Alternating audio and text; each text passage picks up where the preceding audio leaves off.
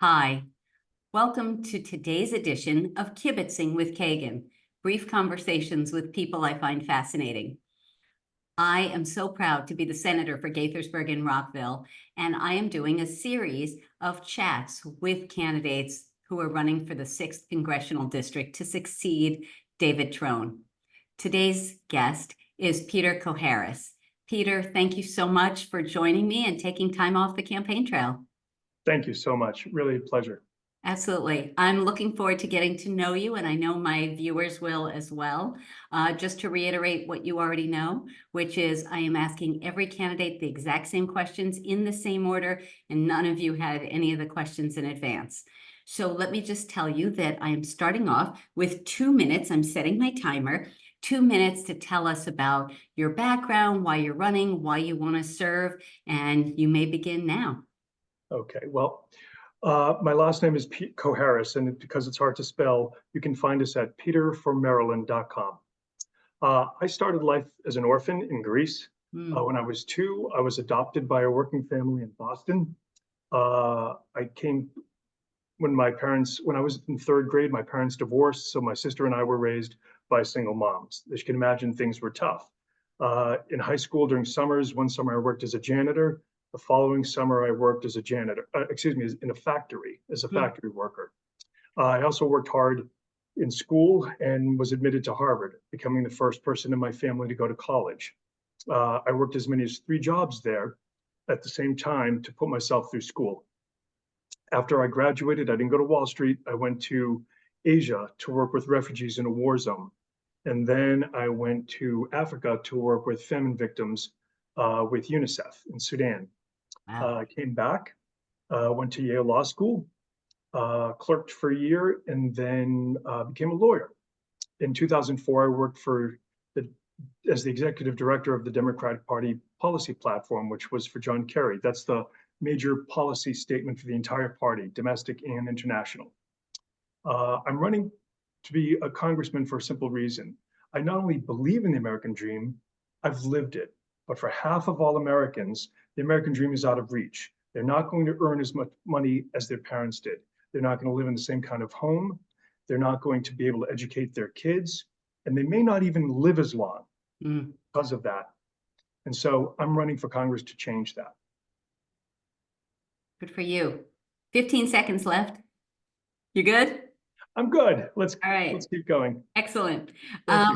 So give us, if you would, 3 adjectives you would use to describe Congress today. Obviously dysfunctional, belligerent, and at times irresponsible. Okay. Why are you a Democrat?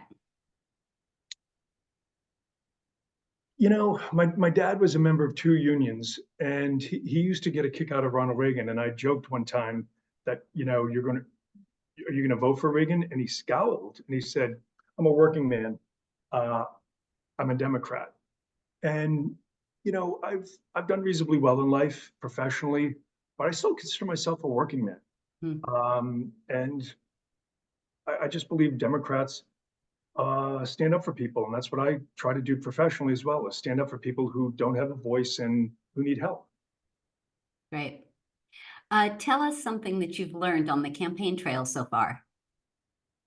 I've learned an enormous amount. I've learned how ignorant I am about all sorts of things, not necessarily policy, but it's daunting. There are over 780,000 people in this district, and I'm aspiring to represent them.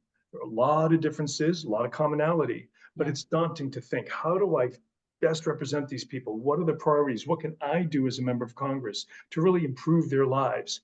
And so I've learned to be, pretty humble about what this job entails. I've also learned that there are a lot of people who are downtrodden, who are beaten down, who are working really hard, 2 jobs. I was raised by a single mom. I'm meeting a lot of single parents, but also a lot of people who are working really hard to improve things. So there's a tremendous optimism I've encountered too, and that's inspiring to me. Nice. What do you think is the biggest challenge facing the 6th Congressional District? I think well, we have an opioid crisis in part of the state, crime everyone is concerned about, which I knew it was an issue, but I hear a lot of different people talk about it. Different socioeconomic areas, neighborhoods, backgrounds, races, ages. People are concerned about it to far more an extent that I had thought. But I think the biggest thing is, yeah, economic development. We've got to do more to create better wages so that people will stay in communities, grow those communities, and be able to afford homes and or at least be able to afford rent without exhausting themselves and be able to send their kids to school. Right. Shifting to some issues, what is Sure. your position on abortion rights? So let me start with the direct answer and then explain it a little bit. Directly, Roe v. Wade was correct. Dobbs was incorrect. I believe in women being able to defend their bodies, and that's what we're talking about, protect their health and make the decision with their doctor, not having some state authority, federal or local, decide for them. I find it frightening that that would be the case. I also find it frightening that the right wing is going to try to impose a nationwide abortion ban, and it's coming. We saw what's happening in Florida with 6 weeks. We saw what's happening in Arizona. They're not going to stop. I think I'm particularly well situated. I just wanted to add one thing. As I mentioned at the very beginning, I'm an orphan. I think we also have to stop stigmatizing orphans and women who give up their children to be adopted. I have friends who have scoured the earth looking to adopt a kid because they couldn't find one here in the United States. We have to support women who make that difficult choice because, as I've learned, and it took me a while to understand this in life, that giving up a child for adoption can be an act of love. It's not abandoning the child, it's an act of love. And we need to recognize that and support that decision. I think it's courageous. I think it's I kind agree of with you. amazing. And just for anyone watching, Dobbs was the Supreme Court decision that undid Roe versus Wade, the Supreme Court decision that legalized the right to choose. Next question is, what would you prioritize in Congress to address the climate crisis? Well, I think Joe Biden is doing a pretty darn aggressive, good job in taking that seriously. I think one of the things I want to do, and it is to create something that I've named a SCOT, a Special Committee on Technology. And we have a special committee on China, very bipartisan, work together, experts from different committees. They don't propose legislation, they don't regulate, but they get information, bring it back to the committees and move things forward. I'd like to do that with cutting edge technologies, including the green economy. But I'd go further, not just that, but also brain implants. That's here today. It's not experimental. Tremendous promise, but tremendous danger. Gene crisping. It's here today. Promise, but also people are doing it privately. It's completely unregulated. AI, we've recently discovered, and now Artificial we're way intelligence. behind. So I'd like to set up something new that no one's ever proposed before. That's my idea. Okay. Let's shift to your priorities on gun safety. Yeah, so I've got 2 little girls. They're both in school. One's in pre-K, one's in 1st grade. And while I appreciate and agree that hunters have a right to hunt, people don't have a right to hunt my daughters. I had a kindergarten teacher tell me after one of the many horrible mass shootings that occurred last year, I can't remember which one, I will lay down my life for your kids. My husband is in the Army. I will protect them with my life. We shouldn't, I almost wept. We shouldn't have to do that. So I think we need to do gun technology, safe technology. Remember, a lot of killing happens outside of the mass shootings, suicides. We have teenagers who are committing suicide. So gun safety technology is available. We need to start requiring it of manufacturers if they're going to sell in Maryland. That's a state issue, and I think we should be able to do that. Will the Supreme Court overturn it? I don't care. Let's try. I'm not afraid of picking fights. I really am not. I've been a lawyer long enough, and my credentials are as good as a Supreme Court justice. I actually know one. I've met others. I'm not intimidated. Let's fight. Okay. Next issue, what should Congress be doing to expand or protect the right to vote? Yeah, this is another area where the court has been very aggressive. And I've personally witnessed this on many occasions. I used to volunteer in Virginia on off-season elections, and I've done this on presidential elections. I was in Florida, both with Al Gore way back when and with John Kerry, and seeing, I won't say shenanigans, just outright voter suppression that they undertake there. And they have lots of little techniques to do it. I think Congress has to be aggressive in terms of re-upping the Voting Rights Act and putting that on the Republican Party to say no. But I got to tell you, with this House, with these Republicans, the Voting Rights Act used to be completely bipartisan. We would just re-up it all the time, and we don't do that anymore. Okay, we've got to go a little faster. Could you give an example of partnering effectively with someone very different from you? Sure, I do a lot of human rights work and representations in Congress with the Trump administration's State Department, with House Republicans when they were chairs of committees. I worked with them and found commonality and moved things forward. And we don't have time to go through some of my cases, but if we do later, please, happy to talk about them. I'm proud of them. Okay, good for you. If you were the 6th Congressional District member of Congress, how would you work with state, county, and municipal government leaders?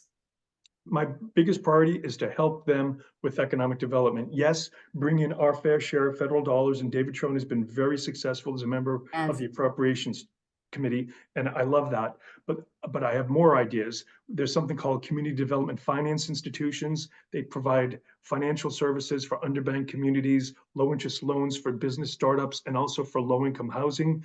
There are 15 in Maryland. There are 0 in the 6th district. I would like to bring one to each county in the 6th district. Nice. There's a right to start movement. Gotta stop. Okay. Gotta stop. We're running a little long. Okay. What one endorsement by an individual or an organization are you proudest of on this campaign trail? I am waiting for some. Let's see if they come through. Okay. I will be, okay. Okay. So make the pitch. Why should someone volunteer for you or donate to you?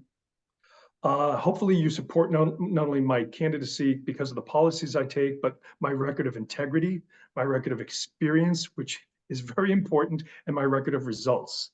Can I expand or no? I also think I'm the most qualified. Foreign policy, expert in law, and a businessman, a successful businessman. The 6th district has voted for a businessman for the last 12 years. I'm the only businessman that's one of 2, I guess, running. Okay. The last question before we go to the Fast 5 is tell us how you would be the strongest Democratic nominee to make sure that this seat stays in Democratic hands in November. Right. So as I said, I'm a business person, and I think this district supports business and business people. But I'm more than that. Israel was just attacked, 350 drones and missiles from Iran. If there's a shooting war in the region, I've negotiated with ministers and a head of state. I've published dozens of articles in the New York Times, Washington Post, Wall Street Journal, et cetera. I've been CNN, MSNBC interviewed. I'm an expert in foreign policy and international affairs. I've helped presidential candidates on those issues for years. Thirdly, expert in law, litigated throughout the United States for decades. And I think those 3 things will position me against even a moderate Republican, let alone a right-wing Republican. Okay, great. So Peter Choharis, it's time for the Fast 5. 5 quick questions with 5 quick answers to let folks get to know you more. Okay. First, name a shero or hero who inspires you. Republican side, John Lewis and Elijah Cummings from Maryland, of course, and John McCain on the right, and also from Maryland, Underground Railroad. She was on the $20 bill. I'm just spacing on her name. Harriet Tubman. Thank you. I was going to help you, and I decided I shouldn't. Okay. All right. Question number 2. At the end of a long day, how do you relax? Since starting the campaign, I'm going to be honest, I don't. I get about 5 hours of sleep, and I have a little girl who gets up sometimes. I don't. Not, Okay, no, that should change at some point, so you stay I healthy. hope so. Yeah, Okay. It's a little bit pot calling the kettle black with that, but yeah. okay. Question 3, what is your favorite unhealthy snack food? Ice cream. Okay, what flavor? Pretty much anything but chocolate, any chocolate version, yeah. All right, But I'll eat anything. there you go. Question number 4, what is something that most folks don't know about you?